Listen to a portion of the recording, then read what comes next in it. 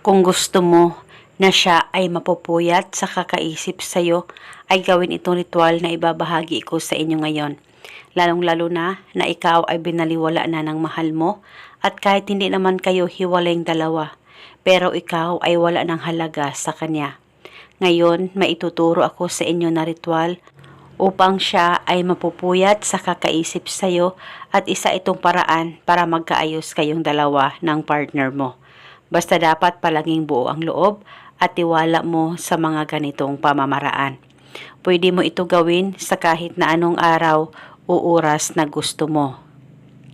Ang gagawin mo lamang ay kumuha ka ng kahit na anong kulay na panulat at isulat sa talampakan mo ang kanyang tunay na pangalan at apelido ng isang beses.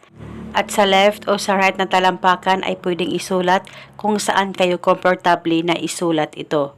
At pagkatapos mo nang masulat ang kanyang pangalan sa talampakan mo, ay hawakan ang talampakan mo. At pagkatapos ipikit ang mga mata mo, pakaisipin mo siya ng mabuti, mag-focus at mag-concentrate ka at ibulong mo ang mga salitang ito.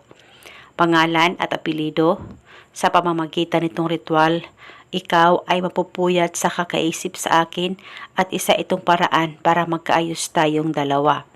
Ibulong mo lamang ito ng paulit-ulit kahit ilang beses ay pwedeng-pwede po. Pwede ka rin magdagdag ng hiling kung gusto mo, wala pong problema. At pagkatapos ay huwag niyo pong kusang burahin ang nakasulat yan sa talampakan mo, hayaan mo lamang ito. At itong ritual ay pwede gawin bago ka matulog o sa kahit na anong oras na gusto mo ay pwedeng gawin ang ritual na ito. As long as 100% ang paniniwala mo sa mga ganitong pamamaraan.